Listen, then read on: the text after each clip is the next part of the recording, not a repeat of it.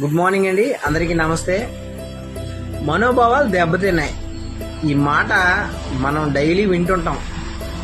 ఒక సినిమాలోనో, ఒక సీరియల్లోనో, లేకపోతే ఒక నాటకంలోనో, లేకుంటే ఒక బహిరంగ సభలోనో, లేకుంటే ఒక మీటింగ్లోనో, ఒక కులం వాళ్ళకో, మతం వాళ్ళకో, ప్రాంతాల వాళ్ళకో, ఒక జాతి వాళ్ళకో సంబంధించి సినిమాలో తాగుబోతు ఒక కులం వాళ్ళు తాగారంటే మా మనోభావాలు దెబ్బతిన్నాయని ర్యాలీలు చేస్తుంటారు, రాష్ట్రోకోలు చేస్తుంటారు, మానవహారాలు చేస్తుంటారు. అదే కులం వాడు తాగేసి వైన్ షాప్ దగ్గర పడిపోయి బురదలో పొర్లుకుంటూ, ఉచ్చబోసుకుంటూ, అందులోనే పడుకుంటూ, కనీసం వాడిని చూస్తే వాటర్ ప్యాకెట్ అయినా వాడి పైన పోయిరు.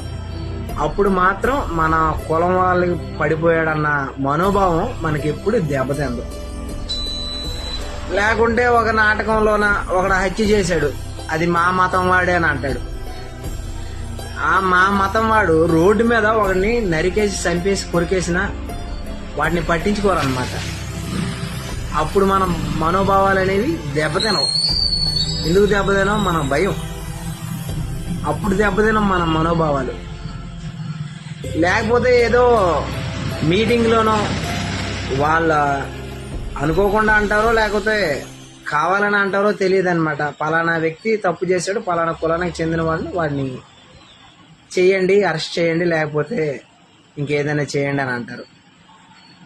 అలా అన్నందుకు మా మనోభావాలు దెబ్బతిన్నాయని రాస్తారోకోలు, ధర్నాలు. అలాంటి వ్యక్తి పక్కింటి పిల్లోడనో, లేకుంటే వీధిలో ఓ మైనర్ బాలికనో, లేకపోతే ముసలావిడనో ఒక అత్యాచారం చేసేసినా అప్పుడు మాత్రం మన మనోభావాలు దెబ్బతినం. భయం మనకి. పోలీసులకి కంప్లైంట్ ఇవ్వడానికి కూడా భయం అన్నమాట. అప్పుడు మన మనోభావాలు దెబ్బతినం. ఇలా చిన్న చిన్న వాటికి మాత్రం మన మనోభావాలు దెబ్బతింటాయి.